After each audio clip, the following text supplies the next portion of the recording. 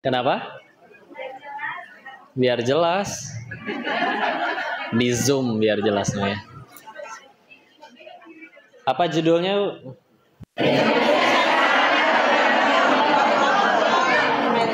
Siapa yang kena wabah judi di sini angkat tangan. Sulit ngakunya ya. Kalau rungkat biasanya nggak ngaku-ngaku ya. Oh maju dulu, sok maju. Mundur lagi ya.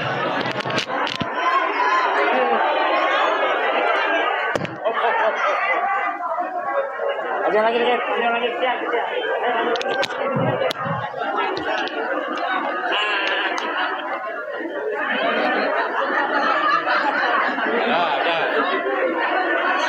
Belakang maju.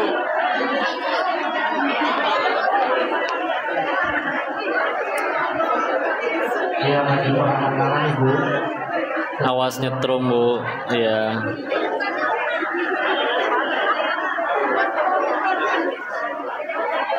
Dari luar kalau memang tidak memungkinkan untuk di dalam dan dipaksa Ibu ya.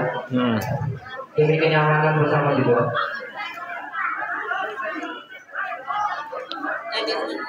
Udah nyaman. Kalau ngaji begini hatinya tenang atau gelisah?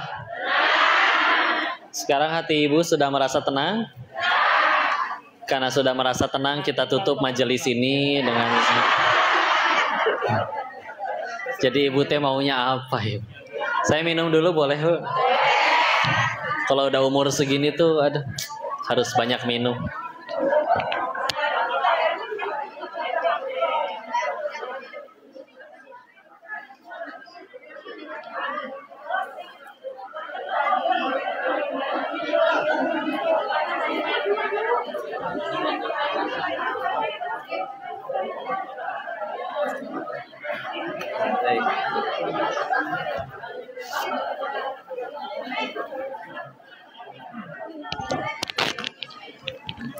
Baik, kita lanjut ya.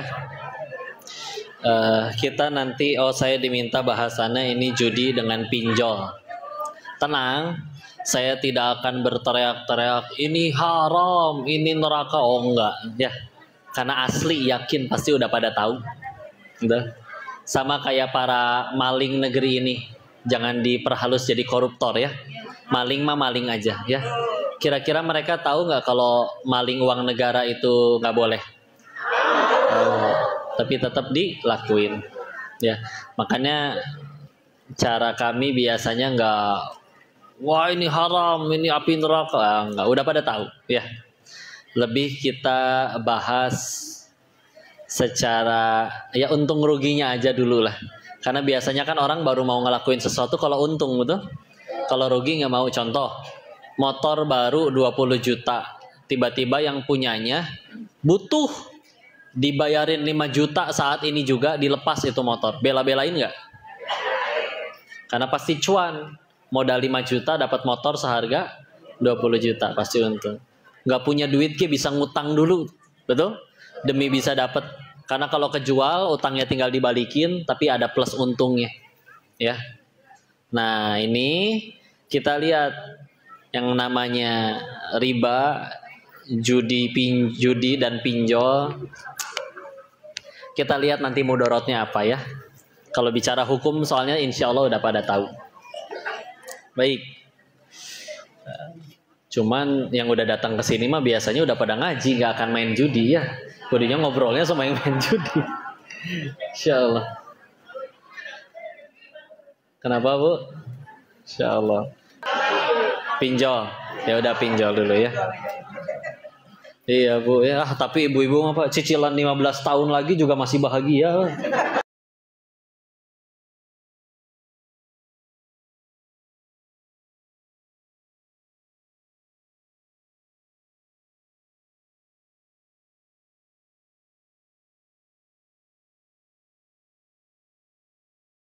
Tuh. Dan tadi kalau kita bicara tadi hukum, kan aslinya Allah ngaturin sesuatu itu boleh atau tidak, dilarang atau dibolehkan. Kan tujuannya satu, pengen bahagiain kita. Sesuatu yang dilarang itu pasti akan kita sesali, akan jadi keburukan buat kita. Sesuatu yang kalau sampai diperintahkan pasti akan jadi kebaikan, akan jadi sesuatu yang kita syukuri. Ya. Sehingga misalkan kayak gini, 2 botol nih, Bu. Kalau orang minum yang kiri ternyata keracunan. Pas minum yang kanan ternyata sehat, tambah bugar. Ibu pilih yang kiri atau yang kanan? Karena tahu, oh ada manfaat dan mudorotnya. Ya. Cuman ya gitu dia ya. Kadang anehnya bisa ngelihat sekelilingnya ada yang hancur karena riba ataupun pinjol, ya, ataupun judi, tapi tetap ya. Bahkan kadang ada yang lebih kurang ajarnya, dia main judi nyebut bismillah.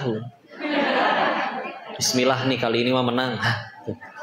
Giliran makan nggak nyebut bismillah, ya. Sekalinya berdoa ngerasa bingung pengen doa apa, dia berdoanya karena Allah Maha tahu, ya Allah tahu kali, amin. Itu paling kurang ajarnya. Ya iya sih Allahnya Maha tahu, tapi nggak gitu juga ya. Bismillah. Riba ya. Kita bahas dari agak mikir nggak apa-apa, Bu? Karena kita pengen bicara untung ruginya kan, pengen bicara mudorotnya kan. Saya bahas dari sudut pandang ekonominya ya. Hati-hati otaknya ngebul. Ini kudu mikir ya. Bismillah. Saya kasih perbandingan dulu. Dulu ada orang bilang kayak gini, Bu. Kok zaman sekarang udah canggih kok, udah maju. Pakai uang 1.500.000 kok bisa bawa pulang mobil loh. Dengan cara leasing, riba, mau nggak mau, kredit ya. Dan kita tahu kalau dihitung-hitung lebih mahal atau lebih murah daripada bayar cash. Makanya mereka seneng sebetulnya ya. Kalau nggak bayar gimana? Barangnya bisa disita, nggak rugi, betul? Jadi mereka nggak ada ruginya. Kadang sampai ada orang ngomong kayak gini, alah saudara mah percuma, nggak ada yang mau bantuin. Kalau ada masalah yang bisa bantu cuman bank. Kata saya teh, coba ya, coba. Saya bilang ke yang ngomong kayak gitu, coba Bapak datang ke bank.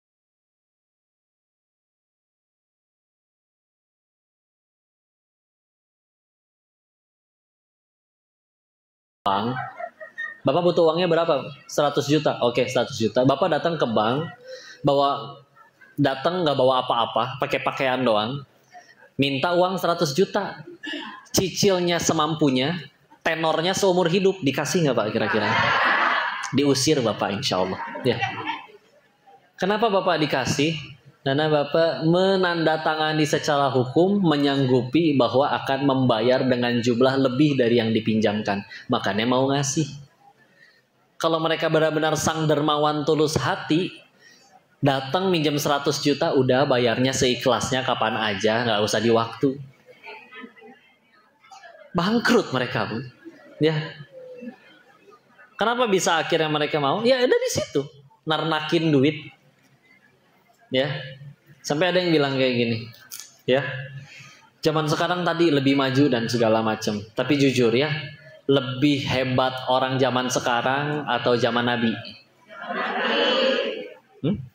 Kualitas orangnya ya, lebih jujur, lebih tawadu, lebih pekerja keras mana? Orang zaman sekarang atau zaman Nabi? Zaman Nabi. Jawab, di setiap masjid sekarang Al-Qurannya banyak nggak? Bahkan bisa banyakkan Qurannya daripada yang sholatnya, betul? Di HP ibu masing-masing ada Qurannya nggak? Kalau di sini ada yang di handphonenya belum ada Quran, saya nyalain hotspot nih, download ya. Jadi biar saya kebagian pahala jariahnya, ya. Insya Allah. Maka kita balik lagi. Tahu nggak kita di zaman yang kita bilang tadi lebih hebat itu, mereka orang-orangnya hebat, rajin, berkah, manfaatnya banyak, bisa diteladani, ya. Dan mereka berkata hebat karena mengikuti Al-Quran. Pertanyaannya, emang di zaman itu sama zaman sekarang, Qurannya banyakan sekarang atau dulu? Banyakan sekarang, ya. Tapi di zaman dulu, Quran itu kan baru mulai ada di zamannya. Maksudnya ya, mulai jadi mushaf, dicatat jadi dalam satu buku. Itu zamannya siapa? Utsman bin Affan radhiyallahu anhu.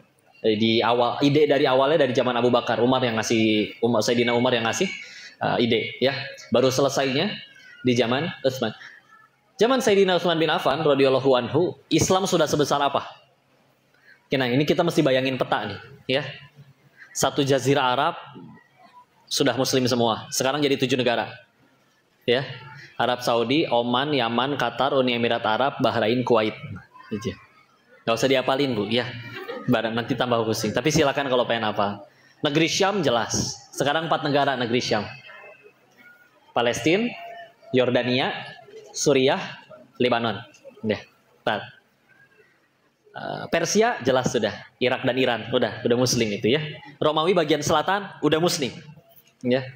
Tambahan apa lagi? Afrika sebelah utara sudah muslim. Mesir, Maroko, Tunisia, Aljazair, Libya, tuh 5 negara sepanjang itu. Ya. Udah muslim. Luas nggak, Bu? Tapi tahu nggak kita? Di tempat seluas itu, daerah seluas itu, emang Al-Qur'annya udah tersebar di mana-mana? Percetakan di mana-mana gitu? Enggak. Tahukah kita di zamannya Utsman bin Affan berapa jumlah Al-Quran yang sudah jadi mushaf yang beredar di masyarakat? Hanya ada 5. Berapa? 5. Terus balik lagi kan pertanyaannya, kok mereka bisa hebat ngikutin Al-Quran padahal mereka nggak pegang Quran? Ya itulah dia ya. Ketika dibaca mereka memang punya kebiasaan bertilawah. Itulah bedanya tilawah nanti kalau dijadikan fi'il amr ya utlu kayak di surat 29 Al-Ankabut ayat 45 kanan bawah tuh utluma ya sampai inna sholata tanha anil fahsya'i wal munkar, perpindahan ke juz 21 utlu bacalah ya. Tapi beda dengan bacalah yang pakai kata ikra surat 96 Al-Alaq. Iqra bis birabbikal ladzi khalaq. Sama-sama baca. Apa bedanya? Ikra baca tinggal ngikutin atau ada yang dibaca. Kalau utlu atau di kita tilawah nanti turunan katanya itu baca yang memang sudah hafal ada di kepala. Kok sekarang kan juga banyak penghafal? Apa bedanya penghafal sekarang dengan dulu? Sekarang yang penting hafal dulu. Artinya belakangan ngamalin apalagi. Ibu hafal Al-Falaq, Bu? Hafal. Tolong bacakan ke saya terjemahannya bukan Arabnya. Nggak hafal, Bu. Padahal Arabnya hafal, Bu. Padahal ibu nggak bisa ngomong Arab ya. Nah itu dia kerennya, ya. Sedangkan di zaman itu mereka nggak akan maju menghafal ayat selanjutnya sebelum mereka selesai mengamalkan ayat tersebut. Beda nggak? Ya. Maka yuk balik lagi ya. Ini jadi renungan buat kita ya. Dan kok itu zaman Nabi dan para sahabat? Terus silahkan loncat mau sejauh apa? Loncat 6 abad, zamannya Salahuddin Al-Ayyubi. Penakluk Baitul Maqdis, ditanya kenapa hebat, ikutin Quran. Loncat 9 abad, Muhammad Al-Fatih, umur 15 udah jadi wali kota, umur 22 udah jadi sultan. Kenapa hebat ngikutin? Kenapa? Ngikutin Al-Quran. Ya. Sampai sekarang nggak ada yang bosen ngebacanya, padahal nggak ada jilid 2-nya. Ya. Kita baca komik jilid 1 melulu, bosan nggak, Bu? Bosan. Al-Quran nggak ada jilid 2-nya. Ya. Mesti terus dihafal. Sehingga ini yang jadi perbedaan ya. Sehingga punten ya, masa lalu saya memang terlibat. Saya memang selain di Thailand, selain jadi bandar judinya, memang punya sampingan. Yaitu ya jadi rentenir juga ya. Karena banyak yang butuh ya. Minjam 10 juta, ntar gue balikin deh 12 juta. Awalnya mereka yang minta, Bu. Mereka yang minta. Tapi nanti kita akan lihat hasilnya seperti apa ya. Kita lihat dulu dari sudut pandang ekonominya. Nah ini sekarang baru mulai ada agak hitung-hitungannya, Bu ya. Kalau di dalam perbankan, dan perlu kita tahu asal muasal perbankan itu dari Yahudi, Bu ya. Perbankan, bank itu punya peraturan. Ketika kita naruh duit di situ, mereka cuma punya kewajiban menyimpan 10%-nya. Sisa 90%-nya boleh diutangin ke orang lain. Jadi contoh, saya naruh duit 1 juta cash. Duit saya berubah jadi saldo di dalam handphone. Cashnya ada di si bank. Jadi dia punya hak meminjamkan 900.000-nya ke orang lain. Ya, kebayang dulu ya gitu ya. Jadi kita bawa duit asli nih, Bu, kertas nih, Bu, di tangan kita. Datang ke bank, cetut, berubah. Sekarang ada di saldo, ya. Cashnya mana? Udah di bank, ya kan? Bank Bisa menerima orang minjem duit lagi. Ya. Orang datang nggak punya duit, pengen pinjem duit. Nggak bawa cash, nggak bawa apa-apa. Saya datang pengen pinjem duit, wahai bang. Ya. Misalkan lalu akhirnya dipinjemin. Misalkan nasabahnya baru satu nih. Ya saya doang yang tadi yang 1 juta. Berarti kan secara peraturan yang boleh dipinjemin cuma 900.000. Ketika dipinjemin 900.000 ke orang itu, tidak dalam bentuk cash. Tapi dalam bentuk cetung saldo di handphone. Apa emang efek sampingnya kok? Lihat, duit yang aslinya cuma 1 juta, sekarang yang ada di pasar jadi 1.900.000, tapi dalam bentuk saldo. Saya punya saldo 1 juta yang bisa saya belanjain, dia gak punya duit cash, ngutang ke bank, punya saldo 900.000 yang bisa dia belanjakan. Uang cashnya ada berapa? Tetap 1 juta. Sudah terjadi itu ketidakseimbangan. Uang cash yang ada 1 juta, uang yang beredar di masyarakat 1.900.000. Emang kenapa kok kalau makin banyak uang yang beredar di masyarakat? Apa yang terjadi? Semua orang punya daya beli barang segitu-segitunya. Contoh.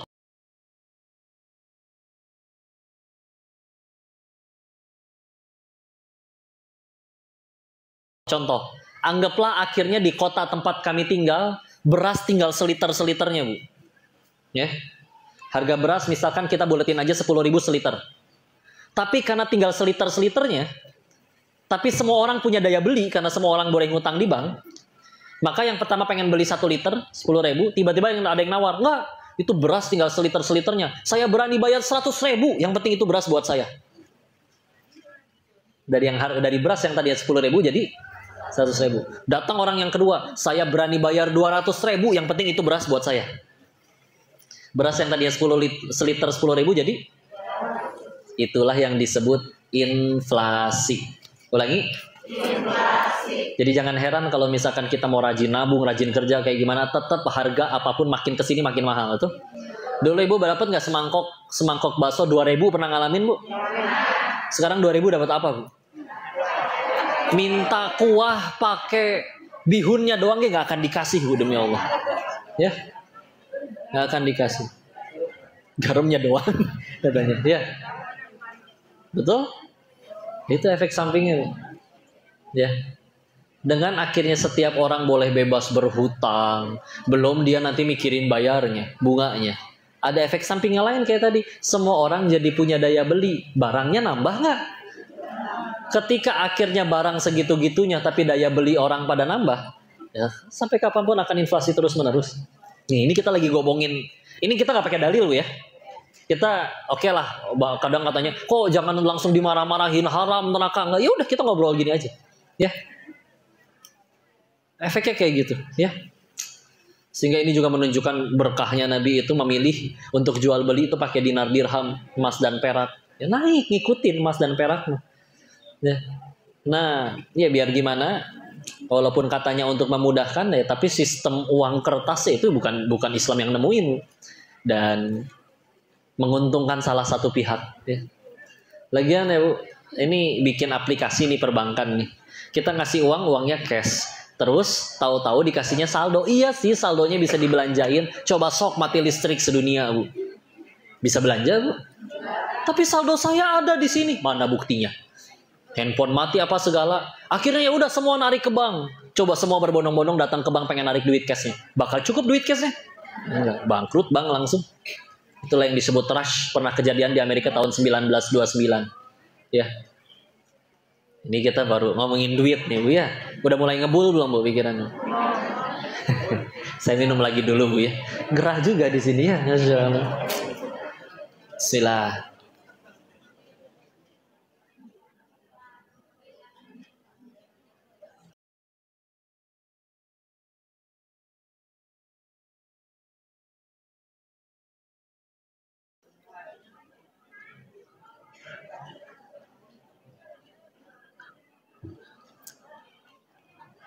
Bu, begitu Bu ya. Itu baru bicara pinjol ya. Tapi kami harap dari situ pun sudah bisa dipahami ya. Beneran Bu, kalau memang zaman sekarang itu lebih maju, lebih mudah, lebih keren, lebih baik dari zaman Nabi ya. Tapi yuk jujur-jujuran, Kita lebih sulit bahagia daripada mereka. Hidup kita terasa lebih berat daripada mereka. Padahal kalau mau jujur-jujuran, kita punya AC, mereka nggak ada. Kita ada internet, mereka boro-boro, listrik juga belum ada. Tapi prestasinya sampai sekarang masih diikutin. Teladannya masih diikutin. Kita lihat zaman sekarang. Satu harinya kita dengan satu harinya Nabi, beda nggak? Waktunya sama-sama 24 jam nggak maksud saya? Sama ya. Satu harinya Nabi dengan satu harinya kita, sama-sama 24 jam. Sama-sama perlu tidur, sama-sama perlu makan, sama-sama punya tanggung jawab. Bapak seorang suami, Nabi juga seorang suami. Bapak seorang ayah, Nabi juga seorang ayah. Tapi kita tahu di zaman sekarang itu ada orang yang, punten ya, pernah ngeliat nggak orang yang nyari duit dari gelap sampai gelap? Sebelum subuh udah berangkat, setelah isya belum pulang. Kaya enggak, banyak utang iya, ada? Ada nggak? Tapi ya orang-orang yang tadi kita sebut sukses hebat itu, ya lihat coba hasilnya. Abdurrahman bin Auf deh. Kalau bicaranya duit berarti kita merujuknya ke beliau ya. Kan waktu pindah ke Madinah gak bawa hartanya, mulai dari nol, ya, mulai dari nol.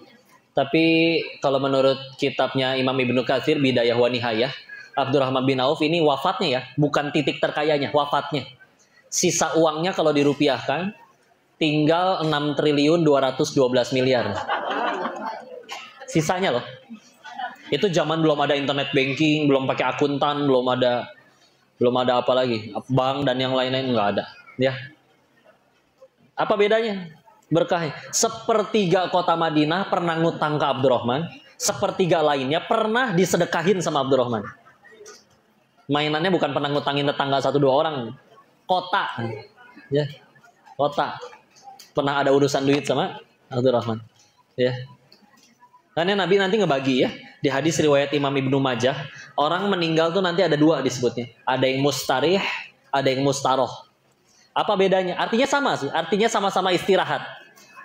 Tapi kalau dia orang soleh, ya, maka yang istirahat adalah dirinya. Ya, dia istirahat dari lelahnya dunia, lelahnya menuntut ilmu, lelahnya nyari duit, lelahnya nyari nafkah. Dia istirahat, udah nyaman, dia udah nikmatin segala amal solehnya. Ya, tapi ada orang yang kedua, yang malah yang beristirahat adalah sekelilingnya beristirahat dari dirinya. Bahasa kasar sayanya mah kayak gini, ada orang yang kalau dia meninggal sekelilingnya malah berkata, alhamdulillah mati juga itu orang. Ada nggak orang yang kayak gitu, Bu? Pertanyaannya, waktu kita sama loh, 24 jam. Tapi kok ada yang benar-benar jadi manfaat, dicintai luar biasa. Ada yang malah benar-benar disyukurin meninggal teh. Ya. Sedangkan kan kita selama ini hidup nih pengen bahagia nih.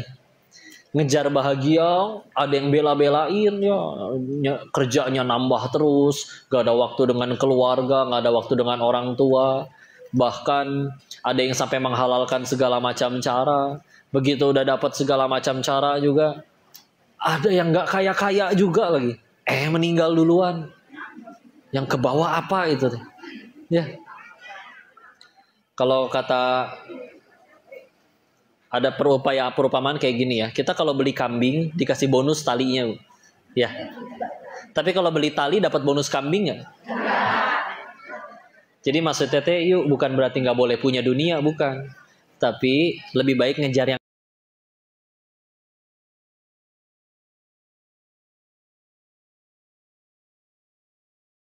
punya dunia enak. Ya. Kenal sama yang punya toko roti aja kenyang makan roti melulu. Ya. Apalagi sama yang punya dunia. Ya. Cuman kadang uniknya gitu ya manusia ya, ketika ada masalah bisa gitu nangis-nangis di hadapan makhluk. Tolong Pak, tolong. Kalau nggak Bapak tolong saya gimana hidup saya ini Pak? Pertanyaannya, kenapa kayak gitunya nggak ke Allah?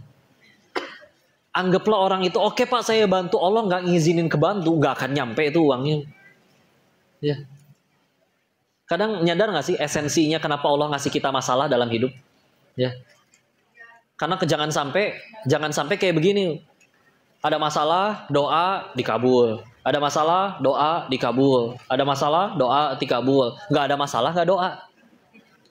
Seolah-olah Allah tuh cuman jadi alat agar keinginan kita dikabul. Oh, itu zolim sekali, naudzubillah. Ya, zolim, naudzubillah. Ya, sedangkan harus nyampe di satu tingkatan bahwa esensinya adalah, ya Allah, ini masalah teh kecil, teman ada, uang banyak, relasi luas, kok nggak beres-beres ini masalah. Ternyata benar, saya cuman hamba, nggak bisa apa-apa. Kembali nunduk kan? Ya. Atau mungkin misalkan, ya Allah ini masalah besar sekali, teman nggak ada yang mau bantu, uang nggak banyak, tapi kok selesai juga ya? Oh, ternyata benar, saya mah cuman hamba, Allah udah tolong, udah selesai. Terus nyampe ke titik itu. Karena kalau misalkan ada masalah doa dikabul, ada masalah doa gitu terus. Giliran nggak ada masalah kendor. Ya datang lagi nanti biar supaya ngerti esensinya, nggak ngerti ya tuh dah. Ya. Supaya makin nunduk. Bismillah. Sok lihat ya orang-orang yang sukses di dalam Islam. Mereka jadi hebat, akhlak mulia, bagus, luar biasa. Emangnya karena hidup enak atau hidup tidak nyaman? Karena ujiannya berat atau ujiannya ringan? Berat, ya. Emangnya Rasul punya akhlak mulia karena ikut seminar Mario Teguh? Enggak, Bu. Karena hidupnya lebih pahit daripada orang-orang, ya. Tapi nggak alergi, ya. Masalah itu tidak berbahaya. Yang bahaya itu kalau kita salah menyikapi masalah. Contoh, anak nggak lulus ujian, bukan karena soalnya salah. Kalau soalnya salah, satu sekolah nggak ada yang lulus, betul? Tapi kenapa yang lain bisa lulus, dia nggak? Karena dia nggak tahu jawabannya. Pusing, stres, bingung, tahu-tahu pak gurunya lewat B. Buyar langsung, semua langsung jadi indah. Ya, karena nggak tahu jawabannya. Atau gini deh, bayangin semuanya lagi nyetir mobil. Udah pegang setir. Dah. Kacanya kotor, tanah semua. Gak kelihatan apa-apa. Ibu nyetir dengan tanahnya, dengan kacanya kotor kayak begitu. Nyetirnya tenang atau takut? Takutnya karena apa? Karena tidak ada jalan atau karena jalannya tidak kelihatan? Jalanannya ada kan? Tapi nggak kelihatan kan? Jadi kalau kita lagi ada masalah kok nggak tahu, kayak ngeri, bingung, stres. Bukan karena nggak ada jalan keluarnya, ada jalannya, cuman jalannya nggak kelihatan. Ya. Gimana atuh biar kelihatan? Bersihin weh kacanya. Oh, jadi tahu di depan teh kudu belok, di depan teh kudu ngerem. Cuman kita, ya itu juga kita juga harus bisa ngebersihin. Apa yang harus saya bersihin kok? Dosa saya apa? Itu udah jadi dosa baru. Ya, ngerasa diri nggak ada dosa teh. Ya, maka udahlah, silah bersihin. Ya. Nanti ada masalah, karena kadang kita nanti kebagi dua ya. Masalah juga ketika ada masalah, ada yang menangisi masalah, ada yang menangisi dosa penyebab masalah. Beda tidak? Apa tadi? Ada yang nangisin masalah, ada yang nangisin dosa penyebab masalah. Kira-kira yang mana yang bikin masalah kita kelar? Nangisin masalah atau nangisin dosa? Tapi kebanyakan kita fokus sama masalahnya. Hei anak muda, kenapa kamu nangis diputusin pacar? Iya, 1 jam sebelum saya putusin, saya habis beliin mereka sekeluarga iPhone 14 Pro Max. Pantesan tekor. Seorang 21 juta itu. Ya. Ada pemuda yang kedua juga nangis. Pemuda, kenapa kamu diputusin pacar nangis? Iya kok, karena selagi aku bersamanya, aku melupakan penciptanya. Cie, gaya ya. Gaya. Tetap gue nangis ya.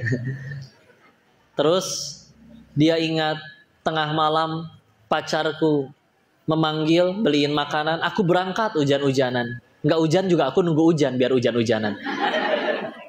Dramatis ya. Giliran pencipta pacarku memanggil untuk menggapai kemenangan.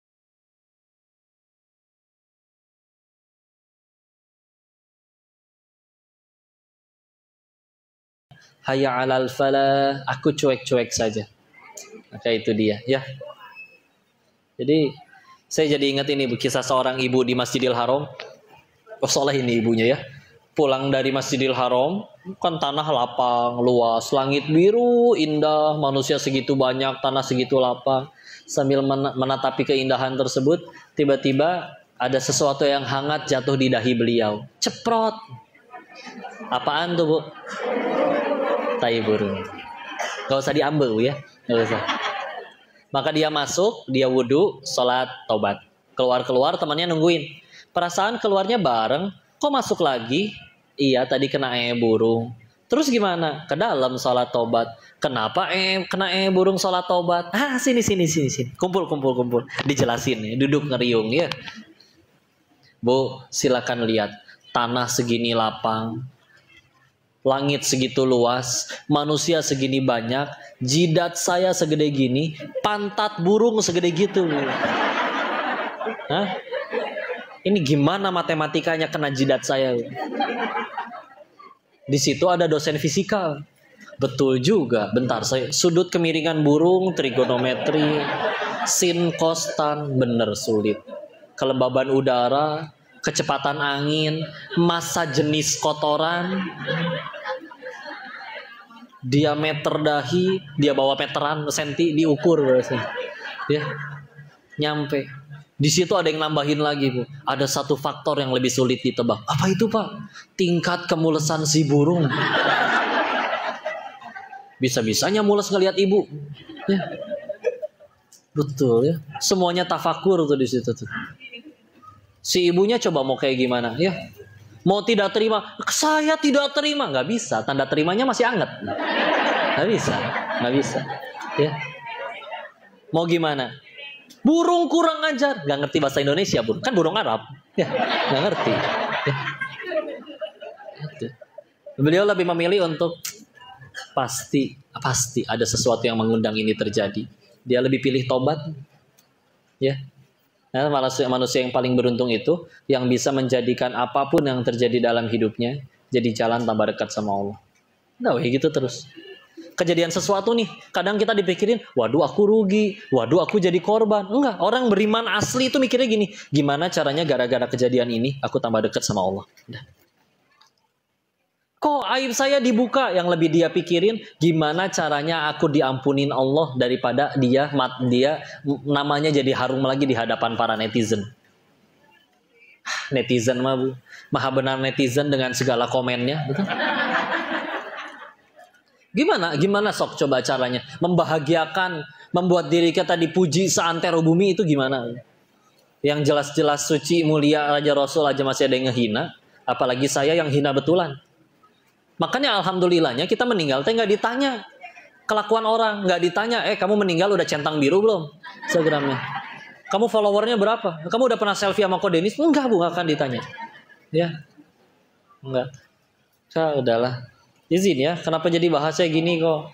Karena dulu ketika berhenti dari itu semua pernah mencoba, yuk kita bahas dari sudut pandang bisnisnya, matematikanya, mudon. Tapi demi Allah, kenapa akhirnya malah memilih di jalan yang seperti ini keislaman?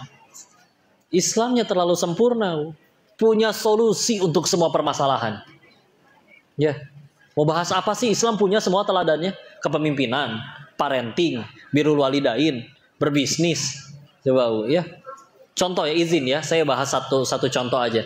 Kita tahu nggak, Bu, di tahun 90-an ke bawah seingat saya, dulu pelajaran matematika itu bukan matematika namanya, tapi aljabar ya. Betul kan, Bu? Aljabar. Penemu aljabar, penemu angka 0, orang cendekiawan muslim, Al-Khawarizmi. Beliau punya buku matematika, ya. Buku matematika. Di mukodimahnya beliau menuliskan, aku membuat aljabar ini untuk memudahkan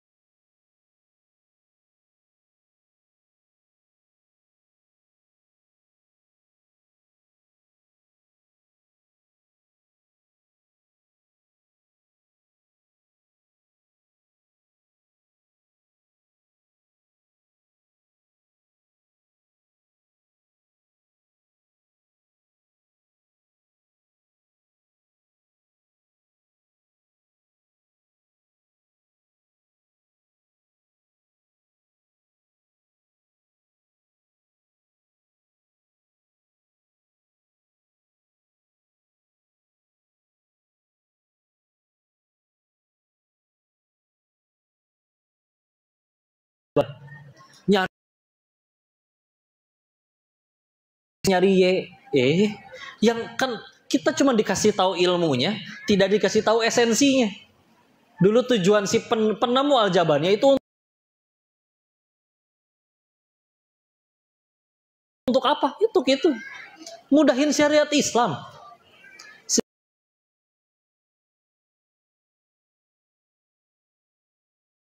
Mendorong yuk. Jadi umat Islam itu Rasul tuh nggak nyuruh kita, yang penting kamu rajin ke masjid, sujud terus udah gitu ninggalin dunia. Ya. Semua. Dan kalau kita pikir, coba kan jauh asalnya dari Arab, nyebrangin Afrika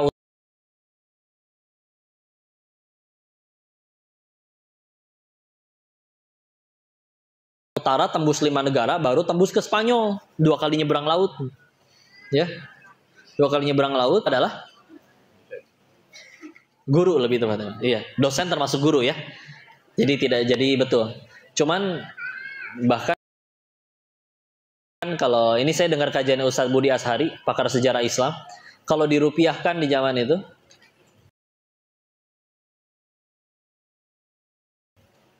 guru PAUD aja biasa kan yang dapat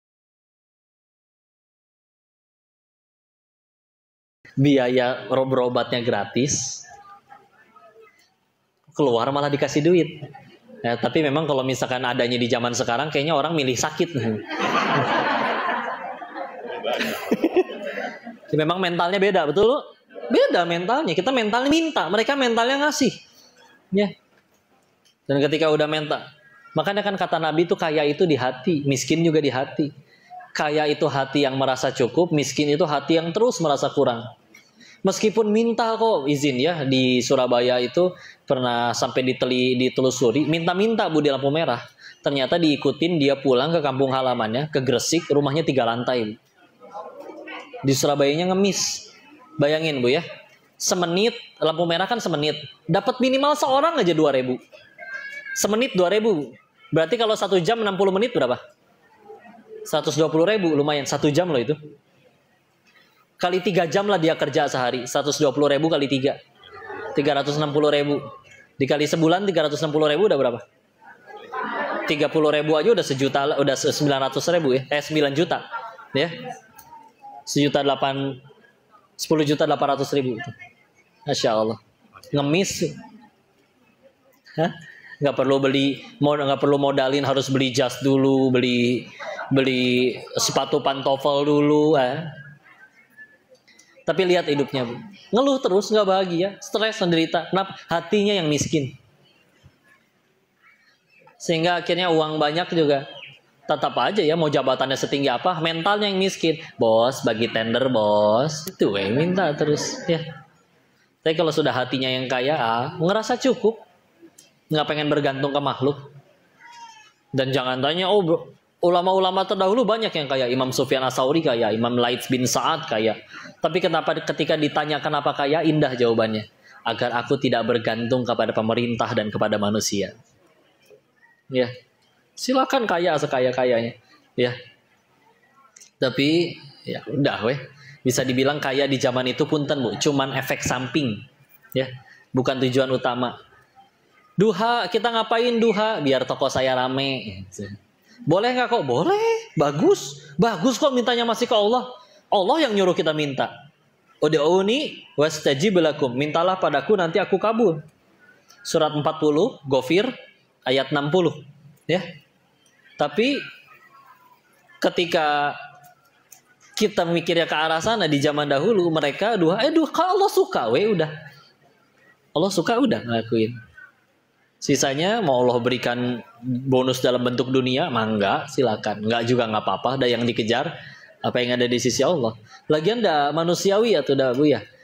Logisnya kayak gini. Ada tukang ayam misalkan di pasar banyak. Kita nyobain beli di salah satu. Dia misalkan licik, campurin aja sama yang setengah yang kemarin yang udah agak bau, tiren ya. Begitu nyampe rumah kan kita, kok udah hitam bau. Besok beli lagi nggak di toko yang itu? Nah, kesalahannya sekali, bisa jadi malam itunya dia tobat Bu, tapi kita nggak akan pernah balik lagi, betul? Coba kan dulu mah pas waktu Muslim masuk ke Madinah kan sudah ada pasarnya orang Yahudi, pasar Ka'ab bin Ashraf, pasarnya Bani Qainuqa, ya. Terus ketika akhirnya Muslim berjualan di situ, apa bedanya? Jujur, membeli kurma, berapa belinya? 4 kilo ada nggak? Adanya tinggal 3 kilo, ada sih 4 kilo, tapi yang satu udah agak lama stoknya. Nih, cium dulu baunya, cobain. Daripada kecewa. Kalau memang tetap mau, silakan sesuaikan aja harganya. Modal saya mah cuman segini. Coba enak gak, Bu? Balik lagi nggak pengen ke tukang jualan yang kayak gitu? Kok tapi untungnya kecil? Sekali lagi, di dalam Islam yang dikejar bukan besar nominal, tapi berkah. Itulah yang bikin 24 jamnya Nabi sama 24 jamnya kita beda. Kita perasaan hidup puluhan tahun gak punya prestasi apa-apa. Beliau mah kayak gitu. Kok jangan Nabi deh? Yuk lihat Imam Nawawi misal. Meninggal umur 45 tahunan. Beberapa riwayat nyebut 48 atau 43. Ya. Tapi kalau dihitung jumlah karya tulisnya dibagi dengan jumlah usianya, maka disebutkanlah bahwa sehari beliau melahirkan 4 lembar buku yang baru. 4 lembar buku, ya. Sedangkan kan mustahil, Bu. Gimana caranya langsung lahir oe-oe langsung nulis buku? Betul? Kan ada proses belajarnya dulu dan lain-lain. Tapi memang karya tulisnya sebanyak itu. Umur 45, meninggal 800-an tahun yang lalu, sampai sekarang masih ngalir pahala jariahnya. Ya. Pindah lagi. Itu kan masih zaman ulama-ulama terdahulu kok. Ya udah. Ibu tahu buku Iqra? Nah, salah satu adab dalam baca kitab itu tahu siapa musonifnya, penulis kitabnya. Kiainya ada fotonya tuh, Bu, di belakang. Siapa namanya? Bagus, Kiai Haji As'ad Humam. Yang lo tahu kudu hafal ya. Kiai Haji As'ad Humam. Kenapa jadi ngomongin beliau kok? Iqra.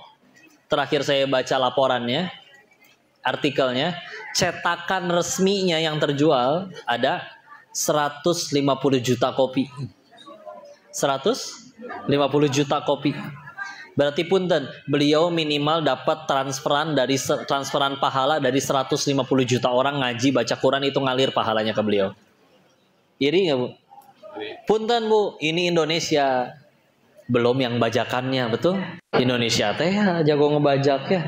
Punten, kalau si pembajaknya nggak izin sama keluarganya Kiai almarhum, tetap jadi pahala jariah nggak buat Pak Kiai? Tetap jadi pahala jariah? Tetap.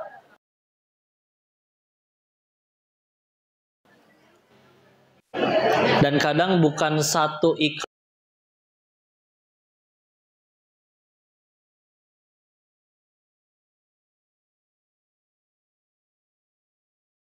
lagi. Coba. Padahal Pak Kiai kenapa megang tongkat? Dari umur 18 tahun lumpuh, nggak bisa jalan. Bu, 18 tuh umur ibu lagi cantik-cantiknya, Bu, betul?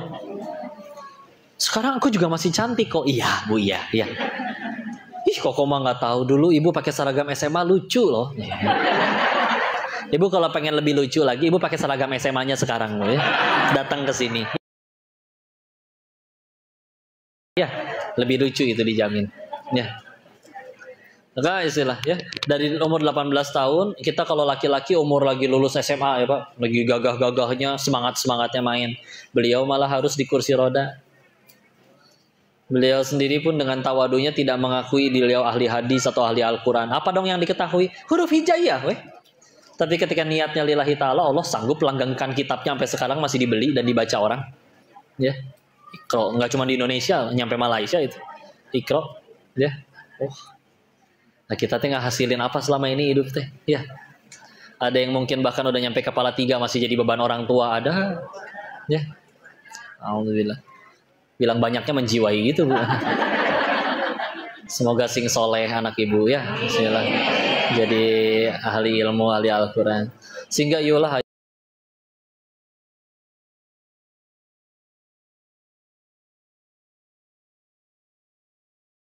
beneran lah.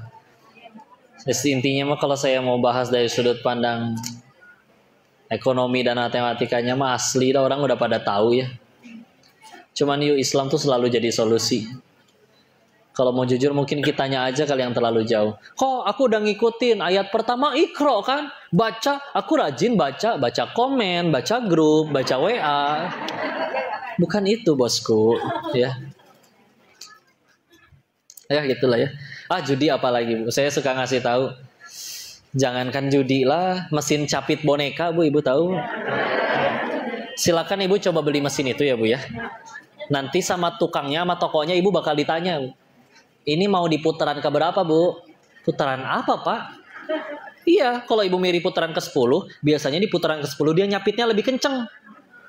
Jadi biasanya yang menang di putaran ke-10. Oh gitu? Iya tuh, coba kalau misalkan nyapitnya selalu kenceng. Atau tekor bonekanya habis terus. Oh, yang gitu aja diakalin. Atulah, apalagi judi. Kan judi teh nggak simsalabim ada. Itu ada orang IT yang bikin. Manusia-manusia juga Bu. Sama-sama punya nafsu, punya syahwat, punya keserakahan, punya keinginan.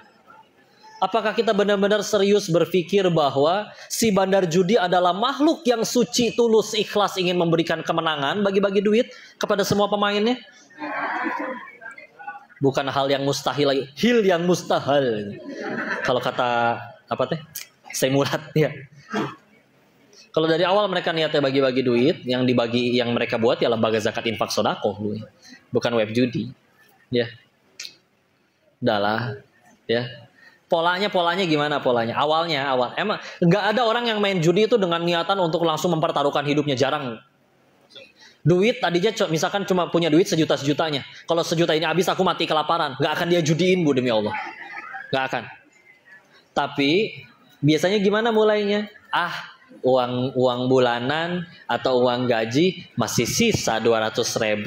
Besok udah gajian lagi. Kalau ada peluang menjadikannya 20 juta, why not katanya. Kenapa tidak? Kalau habis gimana? Besok juga emang udah gajian lagi, emang harus dihabisin. Ini nggak saya pakai judi juga pasti saya belanjain. Ngeles, ya. Nyemplunglah 200. Kami bandar tahu siapa aja pemain yang baru. Nggak masalah, kasih aja menang, kasih 20 juta. Itu 20 juta. Ya nggak akan bersih 20 juta, kan ada modalnya 200, ya. Nggak usah nunggu besok. Sorenya juga udah dipakai lagi, minimal setengahnya buat main lagi. Ya. Kalau iya jadi barang, kalau enggak. Dan karena ngerasa beli barangnya gampang dari duitnya, pasti gampang dijual lagi. Kadang memang ada orang yang pengen berdoa, ya Allah, saya pengen punya motor ya Allah. Tapi uang saya cuma 4 juta. Pengen punya motor seharga 10 juta ya Allah. Ya kadang dipertemuin tuh sama pemain judi yang lagi KO. Emang ya rezeki, udah buat dia. Ya. Dia jual, beli motor 10 juta, dijual 4 juta ada. Tapi ketika di otaknya sudah pernah tercatat, oh aku pernah menang nih 200.000 jadi 20 juta. Besoknya gajian, berlalulah hari-hari, belum kecanduan. Tapi ketika akhirnya ada sisa uang lagi, atau ada perlu duit lagi, besok gajian. Daripada aku harus nunggu besok gajian atau minjem duit sana sini, kenapa tidak kulipat gandakan seperti bulan lalu? Nyemplung 200. Gimana 200 kalah?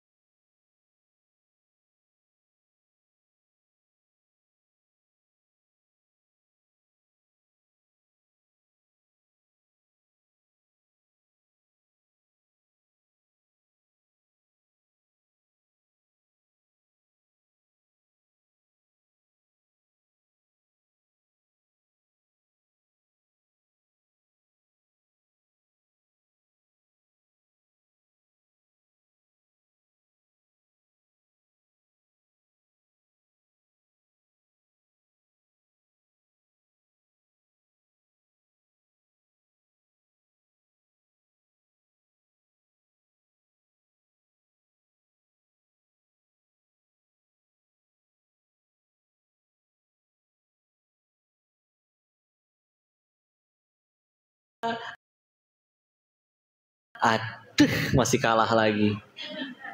Sekarang pilihannya tambah berat. Nabung selama berbulan-bulan ngumpulin 4 juta atau judiin lagi dengan ada peluang dia menang. Udah rusak akal di situ. Tapi modalnya dari mana nih? Harus 2 kali lipat biar supaya menang. 1 kali kemenangan bertambah jadi gede. Dia gadein surat tanah orang tuanya. Terus 8 juta kalah lagi, sok makin buntu. Gimana nyari 8 juta saat ini juga? Pilihannya nabung selama setahun atau nyari modal maksain diri karena hanya perlu satu kali lagi kemenangan, ini bisa berbalik. Tapi kalau sudah nyampe di titik itu, bandar melalui sistem sudah disetting. Kami udah tahu, dia sudah nyampe di tingkatan akan melakukan segala macam cara untuk kemenangan. Coba, siapa orang yang lebih milih nabung dulu setahun dengan akhirnya dimaki-maki dulu sama orang-orang untuk ngeberesin masalah itu? Pasti lebih milih yang satu lagi. Ibarat istilahnya, ibu habis mandi, akan gitu ya. Kalau anak kecil habis mandi sore-sore dibedakin gitu ya. Kalau habis mandi bersih pakai baju putih, nyebrang ke warung, tanahnya becek, pasti jinjit-jinjit. Tahu-tahu mobil ngebut kecipratan, nyemplung wes sekalian deh, kepalang basah ya. Ya udah, di saat itu bandar sudah tahu bahwa dia sudah di titik nggak akan berhenti sampai bener-bener mentok dia berhenti. Dia pasti akan ngelakuin segala macam cara. Udah. Kok ganti handphone dia? Oh, ketahuan akunnya masih sama. Kok dengan ganti internet segala macam akun juga beda yang lain, ya. Dan yang lain akunnya masih sama, tapi internetnya beda, tapi handphonenya masih sama, ya. Ada MAC address-nya ketahuan kalau ngerti IT-nya ya. Dari dunia IT-nya. Dia ganti jaringan, masih bisa kedetek. Tahu kita orangnya. Jangankan sekarang IT atau kasino-kasino zaman dulu aja, itu CCTV-nya di mana-mana. Dia punya alat untuk mencari tahu ini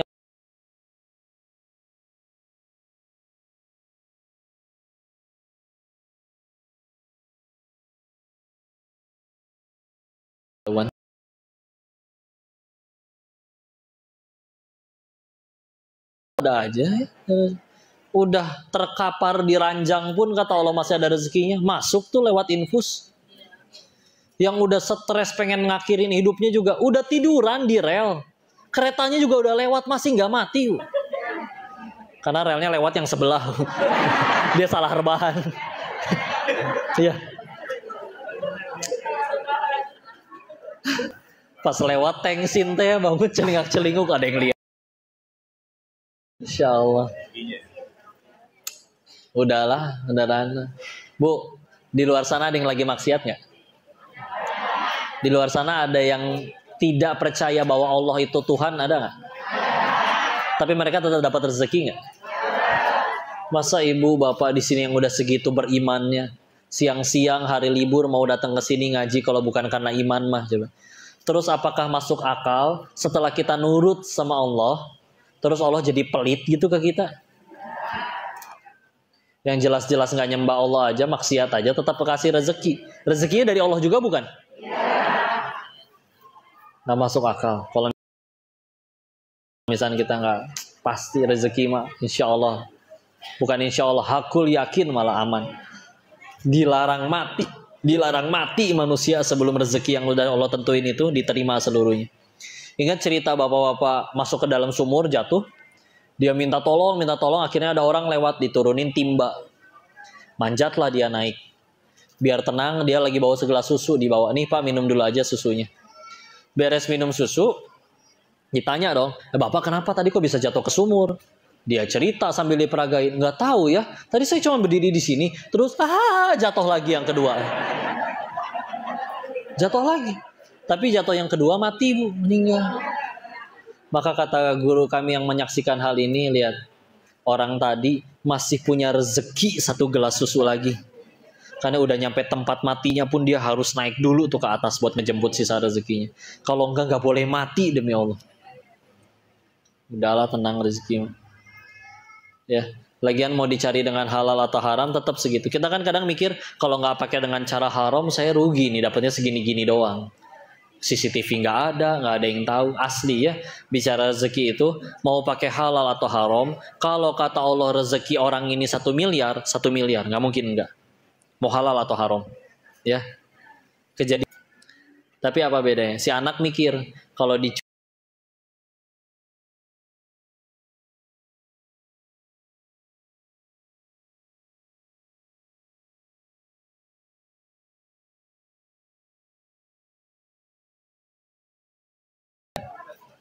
Ya, sok mangga. Mungkin kita kasih kesempatan di sini untuk ibu-ibu dulu.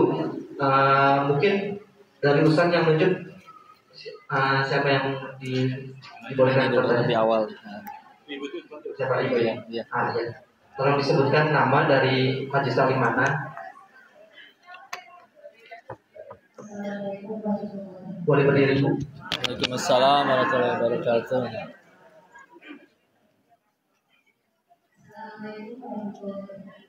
Waalaikumsalam warahmatullahi wabarakatuh. Ya.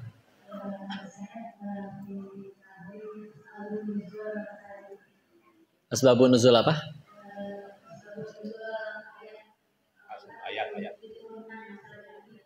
Ayat yang mana? Judi. Oh, tadi juga dibaca al-khamru wal maisir ya. Nah.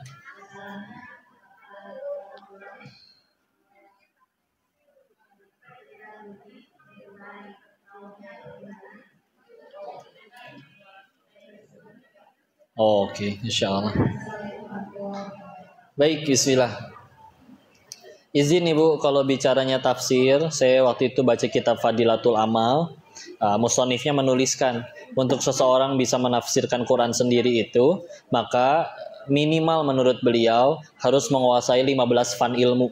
Ya, nahunya, sorofnya, asbabun nuzulnya, terus hadisnya, terus sirah nabawiyahnya, dan saya dengan kefakirannya belum menguasai 15-15-nya. Jadi izin daripada salah menjawab, jadi izinkan saya nanti bertanya lagi dulu ke guru atau mencari tahu lebih lanjut ya. Tapi satu hal yang memang perlu kita yakini, kalau Allah sampai melarang pasti buruk buat kitanya ya. Karena nanti ketika kita bicaranya fikih itu hanya bicaranya boleh atau tidak, halal haram, paling ditambah mubah, sunnah makruh. Tapi guru saya selalu bilang, di atas fikih itu selalu ada yang namanya takwa. Apa bedanya? Fikih hanya bicara boleh atau tidak, takwa akan berbicara Allah suka atau tidak. Ya. Karena meskipun nanti orang bilang ini ada keuntungan kok saya bisa dapat tidak, ya, jangankan bicara judi, bicara baca komik deh. Baca komik bisa jadi hukumnya mubah. Asal mau komiknya kartun ya, bukan komik porno atau lain-lain ya. Hukumnya mubah, tapi akan ada orang yang selalu melihat dari sudut pandang lain. Daripada aku baca komik, kayaknya aku lebih dicintai Allah kalau baca Quran deh. Makanya aku nggak peduli komik itu hukumnya apa, ya. Maka dia lebih memilih mana yang lebih Allah cintai. Nah, tadi ketika bicara tafsir, apalagi sampai asbabun nuzulnya, izin, kami memang ngaji tafsir Al-Azharnya Buya Hamka, tapi belum nyampe ke yang Al-Maidah itu, ya. Jadi PR saya Bu ya. Dan mohon maaf atas kebodohan dan kekurangannya ilmu. Mudah-mudahan nanti bisa dapat jawabannya dari guru-guru kami. Wallahu a'lam bishawab. Ya. Nah. Kita kasih kesempatan pertanyaan. Satu sudah terpakai. Mungkinan 2 pertanyaan dari ibu-ibu, 2 pertanyaan lagi dari bapak-bapak. Untuk tadi kan ibu-ibu sudah, sekarang ke bapak-bapak. Boleh? Mau nanya? Iya, silakan sih. Assalamualaikum warahmatullahi wabarakatuh. Waalaikumsalam warahmatullahi wabarakatuh.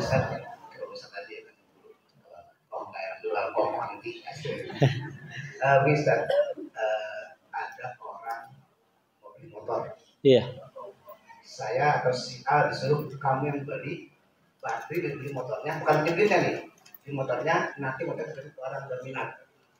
Yang berminat bilang nanti saya bayarnya sekian per bulan. Ya tetap jadi hitungnya ada lebih dari uang yang harga motor aslinya. Iya. Apalagi itu masuk riba. Oh iya. Waalaikumsalam warahmatullahi wabarakatuh. Izin, pernah kami menanyakan hal itu kepada guru kami. Jadi gagal akadnya orang yang izin, mohon maaf, seperti kayak leasing atau yang riba-riba lah ya. Itu misalkan yang beli mobil bayarnya ke leasing, sedangkan mobilnya itu masih belum dibayar lunas. Berarti kalau belum bayar lunas kan belum pindah akad. Berarti kan baru secara akad dia, secara kepemilikan dia baru berpindah kan setelah dilunasi. Ya enggak?